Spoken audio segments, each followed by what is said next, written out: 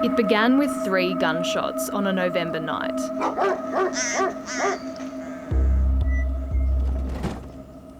An attempt to arrest Kumanjayi Walker in the remote community of Yundamu ended in his death. Now, almost 5 years later, an inquiry into the circumstances surrounding that fateful night has heard its final evidence. There is so much history that comes behind those police officers walking into that house. There's so much history behind Kumanjayi Walker, and I think those two histories met in that red house that night, and the coroner has the unenviable job of trying to make sense of that.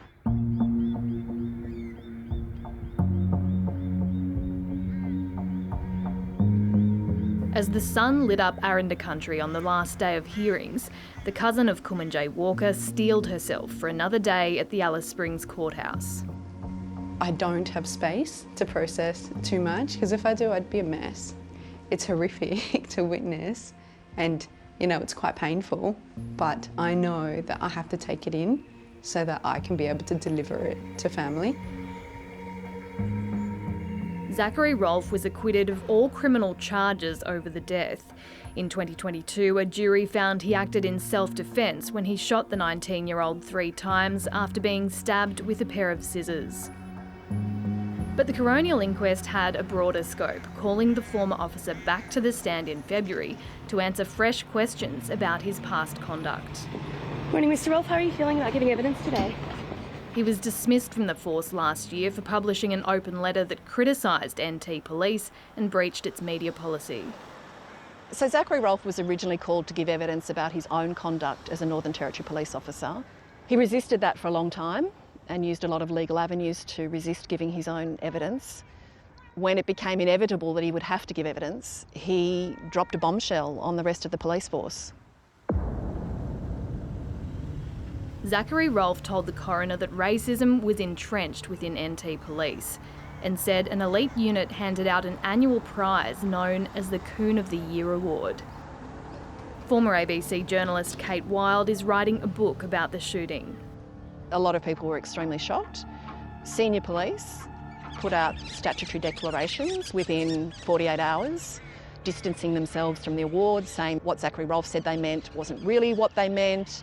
We've seen very clearly in this set of hearings that there is no doubt about how deeply racist and offensive those awards were. The coroner heard it was here at police headquarters in Darwin where an elite unit known as the TRG gathered for its informal annual awards. The court was shown an image of one of the trophies, a club-like object seized from an Aboriginal community during a period of unrest. It was the prize for the Noogata Award. Sergeant Lee Bowens told the coroner he was runner-up for the award in 2007 for having poor hygiene. You say it started because someone demonstrated an outstanding lack of hygiene. The name chosen for the award was a made-up Indigenous name. What was the connection in your mind between a lack of hygiene and Aboriginality? Well, that is the link, but some Indigenous have poor hygiene. When pressed further, That's why the award was called the Coon of the Year Award, or the award for the most coon-like behaviour? That was one of the terms used to describe the award.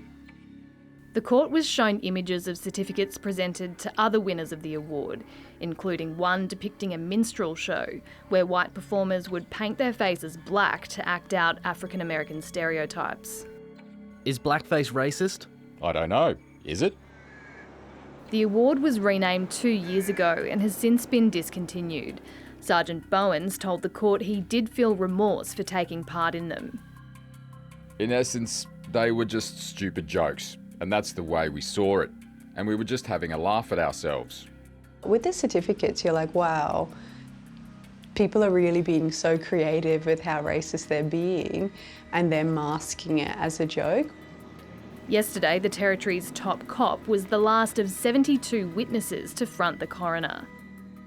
The court heard Commissioner Michael Murphy was told about the existence of the awards at a meeting last August, but did not investigate them. I probably didn't treat it with the seriousness I should have. This role is quite demanding. I was quite busy. When the awards became public in February, reporters asked the Commissioner if he knew about them prior to Zachary Rolfe's testimony. No, I was not aware of the TRG, these awards they spoke of. That was incorrect, that answer, wasn't it? Yes, it was incorrect now. It wasn't intentional at the time. I just didn't draw a link to the meeting in August to the question that I was asked at the press conference. At the same press conference, when asked about Zachary Rolfe's claims of widespread racism within the police force, the Commissioner said, That's his evidence. That's the events he's giving to the court in the process. When I go to Alice Springs and the other stations around the Territory, I do not see those behaviours, I do not hear those comments. It effectively denies that there's any racism at all in the Northern Territory Police Force that you're aware of, and that was not correct. Do you agree? Yes, I do agree with that. It's effectively gaslighting members of the Aboriginal community who've experienced racism and have complained about it when you deny that there's any racism in the Northern Territory Police Force. Do you accept that? Yes, I do, and we've taken steps to address that. 3 years ago, the Northern Territory committed to reviewing its government agencies, including police, for systemic racism as part of a historic justice agreement with Aboriginal people. So not just about a few bad apples, it's the whole cart that carries the apples that needs to be addressed. Criminology Professor Chris Caneen wrote the first review of the Infrastructure and Planning Department. There's only one that's been undertaken. We completed that in December 2022.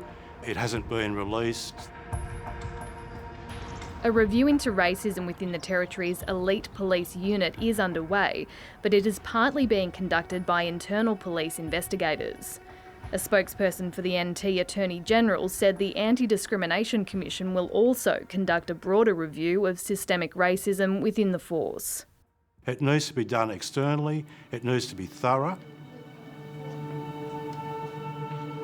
As the inquiry, originally scheduled for 3 months, finally wrapped up after almost 2 years, the family of Kumanjayi Walker is looking to the future.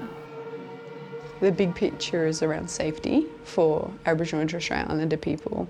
It's about the recognition that these institutions are inherently violent and that racism does exist, and to say otherwise is really denying our whole life's experience. We want to be able to process our healing, but that can only happen when we see the changes coming.